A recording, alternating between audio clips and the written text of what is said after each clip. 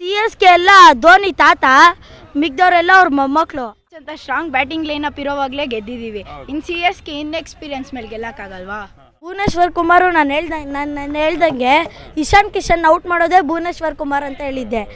ಮಾಡಿದ್ನ Travis ಹೆಡ್ನ Jacob ಡಫಿನೇ out ಮಾಡೋದು ಅಂದಿದ್ದೆ. ಮಾಡಿದ್ರ ಡಫಿನ ಆಮೇಲೆ ಯೂಸ್ ಮಾಡಿದ್ರೆ ಸ್ವಿಂಗ್ ಇರಲ್ಲ, ಸ್ವಲ್ಪ ಮೂಮೆಂಟು ಏನೂ ಇರಲ್ಲ ಬಾಲು. ಡಫಿನ ಮುಂಚೆನೇ ಯೂಸ್ ಮಾಡಬೇಕು. ಮುಂಚೆನೇ ಯೂಸ್ ಮಾಡಿದ್ದಕ್ಕೆ ಅವನ್ನ ಒಂದು ಪವರ್ ಪ್ಲೇ ಒಳಗಡೆನೇ ಯೂಸ್ ಮಾಡಿದ್ದಾರೆ. ಫಿಲ್ ಸಾಲ್ಟ್ ಅಂತೂ ಒಳ್ಳೆ ಕ್ಯಾಚ್ ಹಾಕೊಂಡ. ಇಶಾನ್ ಕಿಶನ್ದು ಧೋನಿ ಒಬ್ಬನೇ ಇದ್ರೆ ಎಲ್ಲ ಮ್ಯಾಚ್ ಹೋಗಿ ಗೆಲ್ಸ್ಬಿಡ್ತಾರ. ಅವ್ರ ಟೀಮಲ್ಲಿ ಸ್ಯಾಮ್ ಕರೇನ್ ಹಾಕಿದ್ರೆ ದೇವದತ್ ಪಡಿಕಲ್ ಎಲ್ಲ ಬಾಲು ಟೈಮಿಂಗ್ ಹೋಗ್ತಾನೆ. ಸ್ಯಾಮ್ ಕರೇನ್ ಸ್ಲೋಯರ್ ಒನ್ ಹಾಕಿದ್ರೆ ಟೈಮಿಂಗ್ ಅಷ್ಟು ಹೋಗಲ್ಲ. ಇವನು ಪೇಸ್ ಹಾಕಲ್ಲ, ಅವನು ಪೇಸ್ ಹಾಕಲ್ಲ, ಕ್ಯಾಚಿಗೆ ಹೋಗೋದು. ಸ್ಯಾಮ್ ಕರನು ಧೋನಿ ಅಂತ ಬರಲ್ಲ, ಒಂದು ಟೀಮಾಗಿ ಆಡಿ ಗೆಲ್ಲಬೇಕು. ಆ ಟೀಮ್ ವರ್ಕ್ RCBಯಲ್ಲಿದೆ, ಸೊ RCBನೇ ಗೆಲ್ಲೋದು. ಫಿಲ್ ಸಾಲ್ಟ್ ಅಂತೂ ಸೈಕಾಗಿ ಮಾಡ್ತಾರೆ. ದೇವದತ್ ಈ ಇಂಟೆಂಟ್ ಇದ್ದರೆ ಅವರು 300 ಹೊಡೆದಿದ್ರೇನು ಆರಾಮಾಗಿ ಹೊಡಿತಿದ್ರು. ಅಷ್ಟೇ, ಈ ಸಲ ಕಪ್ ನಮ್ಮದೇ. ಮ್ಯಾಚ್ ಚೆನ್ನಾಗಿತ್ತು. ವಿರಾಟ್ ಕೊಹ್ಲಿ, ದೇವದತ್ ಪಡಿಕಲ್ ಇಬ್ಬರು ಚೆನ್ನಾಗಿ ಆಡಿದ್ರು. ದೇವದತ್ ಪಡಿಕಲ್ ಫಸ್ಟಿಂದಾನೇ ಹೊಡಿಯೋ ಇಂಟೆಂಟಿಂದ ಬಂದಿದ್ದ. ವಿರಾಟ್ ಕೊಹ್ಲಿ ಒಂದು 5 ಬಾಲ್ ನೋಡ್ಬಿಟ್ಟು ಅದಾದಮೇಲೆ ಹೊಡೆದ. ಒಟ್ಟಿನಲ್ಲಿ ಜೇಕಬ್ ಡಫಿ ಸೂಪರಾಗಿ ಬೌಲಿಂಗ್ ಆಗ್ದ, ಚೆನ್ನಾಗಿ ಆಡಿದ್ರು. ಯಾಕಂದರೆ ವಿರಾಟ್ ಕೊಹ್ಲಿ ಹೊಡೆದ ನೋಡಿ ಹೊಡೆದ. ಜೇಕಬ್ ಡಫಿ 4 ಓವರ್ಗೆ 13 ರನ್ ಹೊಡ್ಸ್ಕೊಂಡು ಒಳ್ಳೆ ಬಾಲಿಂಗ್ ಆಗ್ದ. 3 ವಿಕೆಟು ತೆಗ್ದ. ಅದು important wicket. Travis head, Abhishek Sharma ಮತ್ತು ನಿತೀಶ್ ಕುಮಾರ್ ರೆಡ್ಡಿ, ಇವ್ರು 3 ಜನದ್ದು ತೆಗ್ದ. ಫಿಲ್ ಸಾಲ್ಟ್ ಅಂತೂ ಒಳ್ಳೆ ಕ್ಯಾಚ್ ಹಾಕೊಂಡ. ಇಶಾನ್ ಕಿಶನ್ದು ಫಿಲ್ ಸಾಲ್ಟ್ ಇರಲಿಲ್ಲ ಅಂದರೆ ಮ್ಯಾಚು ಚೇಂಜ್ ಆಗ್ಬೋದಾಗಿತ್ತು. 100 ಕ್ಯಾಚ್ ಹಾಕೊಂಡ. 3-4 ಕ್ಯಾಚ್ ಚೆನ್ನಾಗೇ ಹಾಕೊಂಡ. ಬ್ಯಾಟಿಂಗ್ ದೇವದತ್ ಪಡಿಕಲ್, ವಿರಾಟ್ ಕೊಹ್ಲಿ. ದೇವದತ್ ಪಡಿಕಲ್ ಫಸ್ಟಿಂದಾನೇ ಹೊಡೆದ. ವಿರಾಟ್ ಕೊಹ್ಲಿ ಕಾದಾಡಿ ಹೊಡೆದ. ದೇವದತ್ ಪಡಿಕಲ್ ಆಟ ಸೂಪರು. ಫಸ್ಟ್ ಬಾಲಿಂದನೇ ಹೊಡೆಯೋ ಇಂಟೆಂಟಿಂದ ಬಂದಿದ್ದ. ಈ ಇಂಟೆಂಟ್ ಇದ್ದರೆ ಅವರು 300 ಹೊಡೆದಿದ್ರೇನು ಆರಾಮಾಗಿ ಹೊಡಿತಿದ್ರು. ಟೋಟಲಾಗಿ 61 ರನ್ಸ್ ಹೊಡೆದ.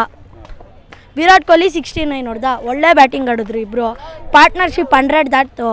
ಇಂಥ ಪಾರ್ಟ್ನರ್ಶಿಪ್ ಸಿಕ್ಕಿದ್ರೆ ಫಿಲ್ ಸಾಲ್ಟ್ಗೂ ಪ್ರೆಷರ್ ಇರಲ್ಲ. ಸ್ಟಾರ್ಟಿಂಗಲ್ಲಿ ಅವ್ರಿಗೂ ಪ್ರೆಷರ್ ಕಮ್ಮಿ ಆಗುತ್ತೆ. ಫಸ್ಟಲ್ಲೇ ಆಡಿದ್ರೆ ಫಿನಿಷರ್ಸ್ಗೂ ಪ್ರೆಷರ್ ಇರಲ್ಲ. ಅದಕ್ಕೆ ಏನೂ ಆಗೋಲ್ಲ. ಜಿತೇಶ್ ಶರ್ಮಾ ಫಸ್ಟು ನೋಡ್ದ. ಜಿತೇಶ್ ಶರ್ಮಾ ಫಸ್ಟ್ ಬಾಲೇ ಹೊಡೆದ. ಅವನು ಗೊತ್ತು ಹೆಂಗಿದ್ರೂ ಮ್ಯಾಚು 47 ಬಾಲ್ಸ್ 47 ಬಾಲ್ಸ್ 41 ಏನೋ ಬೇಕಾಗಿತ್ತು. ಅವನಿಗೆ ಗೊತ್ತು ಮ್ಯಾಚ್ ಗೆಲ್ತಾರೆ ಅಂತ. ಅದಕ್ಕೆ ಅವ್ನು ಇಂಟೆಂಟ್ ಸ್ಟಾರ್ಟ್ ಮಾಡ್ದ. ನೆಕ್ಸ್ಟ್ ಮ್ಯಾಚಿಂದ ಅವ್ನ ಕೆಲಸ ಅವ್ನು ಮಾಡ್ಕೊಂಡು ಹೋಗ್ತಾನೆ ಅಷ್ಟೇ. ಈಸಿ ಅಂಥ ಬ್ಯಾಟಿಂಗ್ ಲೈನಪ್ ಇಟ್ಕೊಂಡು ಯಾಕೆ ಎದುರಬೇಕು? ಹತ್ತಿದ್ರೆ ಹೊಡೆದ್ರಲ್ಲ ಫಸ್ಟ್ ಓವರಿಂದನೇ. ಫಸ್ಟ್ ಓವರ್ ಫಿಲ್ ಸಾಲ್ಟ್ ಹೊಡೆದ 2-4. ನೆಕ್ಸ್ಟ್ ಓವರ್ ಇವನು ಬಂದ ದೇವದತ್ ಪಡಿಕಲ್ಲು. ಫಸ್ಟ್ ಬಾಲೇ ಜಯದೇವ್ ಉನ್ನತ್ಕತ್ತಕ್ಕೆ 6 ಕೊಡ್ದ. ಅಷ್ಟೇ, ಕ್ಲೀನ್ ಇಂಟೆಂಟ್ ಕಾಣಿಸ್ತೈತಲ್ಲ ಆಡೋದ್ರಲ್ಲಿ. ಭುವನೇಶ್ವರ್ ಕುಮಾರ್ ನಾನು ಹೇಳ್ದಂಗೆ ಇಶಾನ್ ಕಿಶನ್ ಔಟ್ ಮಾಡೋದೇ ಭುವನೇಶ್ವರ್ ಕುಮಾರ್ ಅಂತ ಹೇಳಿದ್ದೆ. ಮಾಡಿದ್ನ ಟ್ರಾವಿಸ್ ಹೆಡ್ನ ಜೇಕಬ್ ಡಫಿನೇ ಔಟ್ ಮಾಡೋದು ಅಂದಿದ್ದೆ. ಮಾಡಿದ್ರ ಅವ್ರು ಕ್ಲೀನಾಗಿ ಸೆಟ್ ಆಗಿದ್ದಾರೆ. ಟೀಮ್ ಸೆಟ್ ಆಗಿದೆ. ಇನ್ನು ಸ್ವಲ್ಪ ಅವ್ರು ಪ್ರಾಕ್ಟೀಸ್ ಮಾಡಿದ್ರೆ ಅಷ್ಟೇ, ಈ ಸಲ ಕಪ್ ನಮ್ಮದೇ. ಬಾಲಿಂಗ್ ಇನ್ನೂ ಸ್ವಲ್ಪ ಸ್ಟ್ರಾಂಗ್ ಮಾಡಬೇಕು. ಅವ್ರು ಮಾಡ್ತಾರೆ. ಅವರು ಇನ್ನೂ ಹೇಸಲ್ವುಡ್ ಆಡಿಲ್ಲ. ಹೇಸಲ್ವುಡ್ನ ಯೂಸ್ ಮಾಡ್ಕೊತಾರೆ. ಹೋದ ಮ್ಯಾಚು ಇವರು ಅಭಿನಂದನ್ ಅಂತ ಯಂಗ್ಸ್ಟರ್ಗೆ ಚಾನ್ಸ್ ಕೊಟ್ಟಿದ್ರು. ಅವ್ರ ಬದಲು ಹೇಸಲ್ವುಡ್ ಬರ್ತಾರೆ. ಒಳ್ಳೆ ಟೀಮೇ ಆಗುತ್ತೆ, ಆರಾಮಾಗಿ ಹೊಡಿಬೋದು. ಆದರೆ ಸ್ಪಿನ್ನು ಸ್ವಲ್ಪ ಜಾಸ್ತಿ ಯೂಸ್ ಮಾಡಬೇಕು. ಕೃಣಾಲ್ ಪಾಂಡ್ಯ ಸ್ವಲ್ಪ ನೆನ್ನೆ ಎಕ್ಸ್ಪೆನ್ಸಿವ್ ಆದರು. ಅದಕ್ಕೆ ಅಭಿನಂದನ್ ಅವನು ಅಷ್ಟು ಇಂಪ್ಯಾಕ್ಟ್ ಆಗಿಲ್ಲ. ಆದರೆ ಅವನು ಫೀಲ್ಡಿಂಗ್ ಚೆನ್ನಾಗಿ ಮಾಡ್ದ. ನೆನ್ನೆ ಜಾಸ್ತಿ ಬೌಂಡ್ರೀಸ್ ತರ್ದ. ಒಳ್ಳೆ ಕ್ಯಾಚ್ ಎಲ್ಲ ಹಿಡ್ದ. ನೆನ್ನೆ ಫೀಲ್ಡಿಂಗ್ ಸೂಪರಾಗಿ ಮಾಡಿದ್ರು. ಫಿಲ್ ಸಾಲ್ಟ್ ಅಂತೂ ಸೈಕಾಗಿ ಮಾಡ್ದ. ದೇವದತ್ ಪಡಿಕಲ್ಲು ಮಾಡ್ದ. ಕೊಹ್ಲಿ ಆ ಕ್ಯಾಚ್ ಹಿಡಿಬೋದಾಗಿತ್ತು, ಆದರೆ ಅವ್ನು ದೂರದಿಂದ ಒಂದು 30 ಮೀಟ್ರಿಂದ ಆದರೂ ಓಡ್ಕೊಂಬರ್ತಿದ್ದ. ಅದಕ್ಕೆ ಆಗಿಲ್ಲ. ಅಭಿನಂದನ್ನ ತೆಗ್ಬಿಟ್ಟು ಹೇಸಲ್ವುಡ್ಗೆ ಚಾನ್ಸ್ ಕೊಡ್ತಾರೆ. ಅಭಿನಂದನ್ಗೆ ಎಕ್ಸ್ಪೀರಿಯನ್ಸ್ ಇಲ್ಲ, ಅದರಲ್ಲಿ ಓಡಿಸ್ಕೊತಾರೆ. ಅದಾದಮೇಲೆ ಓವರ್ಸೀಸ್ ಜಾಸ್ತಿ ಆಗ್ಯವ್ರೆ, ಆದರೆ ಹೇಸಲ್ವುಡ್ನ ಆಡಿಸ್ತಾರೆ. ಇಂಪ್ಯಾಕ್ಟ್ ಪ್ಲೇಯರ್ ಅಂತೂ ಸೂಪರಾಗಿ ಆಡ್ದ ನೆನ್ನೆ ದೇವದತ್ ಪಡಿಕಲ್. ಬ್ಯಾಟಿಂಗ್ ಅಂದರೆ ಕ್ಲಾಸ್ ನೋಡಿಲ್ಲ ಅವನು. ಟೈಮಿಂಗ್ ನೋಡಿ ಎಲ್ಲ ಬಾಲು ಹೊಡೆದ. ಅದಾದಮೇಲೆ ಆ ಟೀಮ್ ಇಂಪ್ಯಾಕ್ಟ್ ಪ್ಲೇಯರು ಪೇಯ್ನ್ ಬಂದಿದ್ದ. ಅವನೊಂದು ವಿಕೆಟ್ ತೆಗ್ದ. ಡಫಿನ ಸಪೋರ್ಟ್ ಮಾಡಿಬಿಟ್ಟು ದೇವದತ್ ಪಡಿಕಲ್ನ ತೆಗ್ದಿದ್ದು.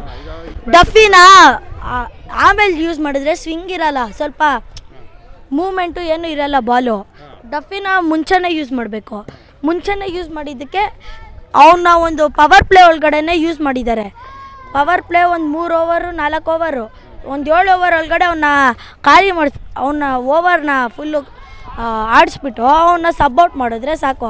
ಈಗ ಬ್ಯಾಟಿಂಗ್ ಫಸ್ಟ್ ಆಡ್ತಾ ಇದ್ದಾರೆ ಅಂದರೆ ಇವನು ಇವನು ದೇವದತ್ ಪಡಿಕಲ್ ಆಚೆ ಹೋಗ್ಬಿಟ್ಟು ಸುಯೇಶ್ ಶರ್ಮಾ ಆ ಥರ ಬಂದರೆ ಸಾಕು. ಕ್ಲೀನಾಗಿ ಆಡಿದ ಡಫಿ ಅವ್ನ ರೋಲ್ ಏನೋ ಅವ್ನು ಡೆಬ್ಯೂ ಮ್ಯಾಚ್ ಅಂತ ನೋಡಿಲ್ಲ, ಪ್ರೆಷರ್ ಏನೂ ತಗೊಂಡಿಲ್ಲ, ಆರಾಮಾಗಿ ಆಡ್ತಿದ್ದ. ಬೇರೆ ಬೌಲರ್ಸ್ ಸ್ವಲ್ಪ ಪ್ರೆಷರ್ ತಗೊಂಡ್ರು ಅನಿಸುತ್ತೆ. ಭುವಿ ಡಫಿ ಬಿಟ್ಟು ಇನ್ನೆಲ್ಲರೂ ಎಕ್ಸ್ಪೆನ್ಸಿವ್ ಆದರು. ಶೆಪರ್ಡು ಕೃಣಾಲ್ ಇನ್ನು ಸ್ವಲ್ಪ ಇಂಪ್ರೂವ್ ಮಾಡಿಕೊಂಡ್ರೆ ಆಡ್ಬೋದು. 1 wicket is equal to 10 runs. ಇಕ್ಕೊಳ್ಳಿ 3 ವಿಕೆಟ್ 30 ರನ್ಸು. ಅವ್ನು ಸ್ವಲ್ಪ ಕಾಸ್ಟ್ಲಿ ಅದ. 21 ರನ್ ಒಳಗಡೆ ಹಾಕೊಂಡಿದ್ರೆ ಆಗೋದು. RCB versus CSK RCB win ಆಗ್ತಾರೆ ಅಷ್ಟೇ. RCBನೇ ಗೆಲ್ಲೋದು CSK ಮೇಲೆ. ಆ CSK ಎಲ್ಲ ಧೋನಿ ತಾತ, ಮಿಗ್ದವ್ರೆಲ್ಲ ಅವ್ರ ಮೊಮ್ಮಕ್ಕಳು. RCBಯಲ್ಲಿ ಎಲ್ಲ ಯಂಗ್ಸ್ಟರ್ಸ್ ಕರೆಕ್ಟಾಗಿ ಅವರೆ, ಕ್ಲೀನಾಗಿ ಆಡ್ಬೋದು. ಒಂದು ನಿಮಿಷ, SRH ಅಂತ ಸ್ಟ್ರಾಂಗ್ ಬ್ಯಾಟಿಂಗ್ ಲೈನಪ್ ಇರೋವಾಗಲೇ ಗೆದ್ದಿದ್ದೀವಿ. ಇನ್ನು CSK ಎಕ್ಸ್ಪೀರಿಯನ್ಸ್ ಮೇಲೆ ಗೆಲ್ಲಕ್ಕಾಗಲ್ವಾ?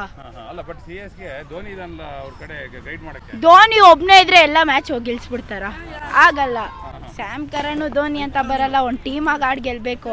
ಆ ಟೀಮ್ ವರ್ಕ್ RCBಯಲ್ಲಿ ಇದೆ, ಸೊ RCBನೇ ಗೆಲ್ಲೋದು. ಬೌಲಿಂಗ್ ತೊಗೊಬೇಕು, ಯಾಕಂದರೆ ಬೌಲಿಂಗ್ ಫಸ್ಟ್ ಸೆಕೆಂಡ್ ಬ್ಯಾಟಿಂಗ್ ಆಡೋವಾಗ ಡ್ಯೂ ಬರುತ್ತೆ. ಡ್ಯೂ ಇರೋವಾಗ ಆರಾಮಾಗಿ ಆಡ್ಬೋದು ಬ್ಯಾಟರ್ಸು. ಸೊ ಅದಕ್ಕೆ ಫಸ್ಟು ಬೌಲಿಂಗ್ ತೊಗೊಬೇಕು RCB. ಯಾಕೆ ಚೇಸಿಂಗ್ ಕಷ್ಟ ಆಗುತ್ತೆ? RCBಯಲ್ಲಿ ಚೇಸಿಂಗ್ ಕೊಹ್ಲಿ ಇರೋವಾಗ ಚೇಸಿಂಗ್ ಹೆಂಗೆ ಕಷ್ಟ ಆಗುತ್ತೆ ಅಂದರೆ ಬ್ಯಾಟಿಂಗೇ ತಗೊಳ್ಳಿ. ಫಸ್ಟ್ ಬ್ಯಾಟಿಂಗ್ ಆದಮೇಲೆ ಅವರೆಲ್ಲ ಔಟ್ ಆಗ್ತಾ ಇರ್ತಾರೆ. ಇವನು ಇರ್ತಾನೆ, ಧೋನಿ ಇರ್ತಾನೆ. ಅವನೊಂದು 6 ಆದಮೇಲೆ ಅವ್ನಿಗೆ ಎಷ್ಟು ಧೈರ್ಯಲ್ಲಿಲ್ಲ ಅಂದ್ರೂ ಜಾಸ್ತಿ ಹೆಸರು ಹೊಡಿದ್ದಾನೆ, ಈಸಿಯಾಗಿ ಔಟ್ ಮಾಡ್ತಾರೆ. ಹಾಂ, ಆವಾಗ ಸ್ವಲ್ಪ ಬಾಲಿಂಗ್ ಸ್ವಲ್ಪ ಟೈಟ್ ಮಾಡ್ಕೊಂಡು ಆಡಬೇಕು. ಒಂದು 160 ಒಳಗಡೆ ಇಕ್ಕೊಂಡ್ರೆ ಆವಾಗ ಕ್ಲೀನಾಗಿ chase clean win. RCB Virat Kohli, Phil Salt ಮತ್ತು ದೇವದತ್ ಪಡಿಕಲ್ ಹೊಡೆಯಲ್ಲ ಅನಿಸುತ್ತೆ.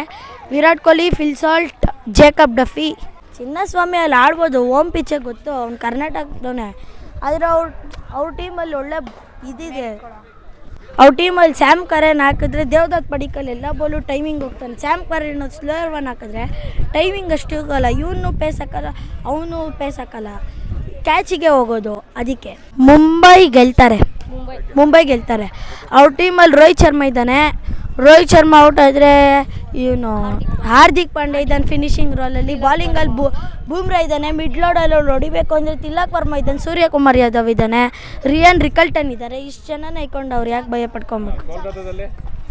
ಕೋಲ್ಕತ್ತಾದಲ್ಲಿ ಯಾರಿದ್ದಾರೆ? ಎಲ್ಲ ಇವನಿದ್ದ ಆ್ಯಂಡ್ರೆ ರಸೆಲ್ಲು, ಅವನು ಈಗ ಕೋಚ್ ಮಾಡಿಬಿಟ್ಟವ್ರು ಅವನು ಆಡೋಕ್ಕಾಗಲ್ಲ. ವರುಣ್ ಚಕ್ರವರ್ತಿ ಒಬ್ಬ ಇಂಪ್ಯಾಕ್ಟ್ ಮಾಡ್ಬೋದು, ಆದರೆ ಅವನು ಈಗ ಜಾಸ್ತಿ ಹೊಡ್ಸ್ಕೊತವನೆ. ಸೊ ಮುಂಬೈನೇ ಗೆಲ್ಲುತ್ತೆ. ಮುಂಬೈ ಏನು ತಗೊಂಡ್ರೂ ಗೆಲ್ತಾರೆ. ಮುಂಬೈ ಚೇಸಿಂಗ್ ಮಾಡಿದ್ರೆ ರೋಹಿತ್ ಶರ್ಮಾ ಎಲ್ಲ ಪಾರ್ಟಿಗೆ ಬರ್ತಾರೆ. ಬ್ಯಾಟಿಂಗ್ ಆಡಿದ್ರೆ ರಿಯಾನ್ ರಿಕಲ್ಟನು, ತಿಲಕ್ ವರ್ಮಾ, ಸೂರ್ಯಕುಮಾರ್ ಯಾದವ್, ಹಾರ್ದಿಕ್ ಪಾಂಡ್ಯ ಎಲ್ಲ ಹೊಡಿತಾ ಇರ್ತಾರೆ. All the best Mumbai. ಅಷ್ಟೇ, ಈ ಸಲ ಕಪ್ ನಮ್ಮದೇ.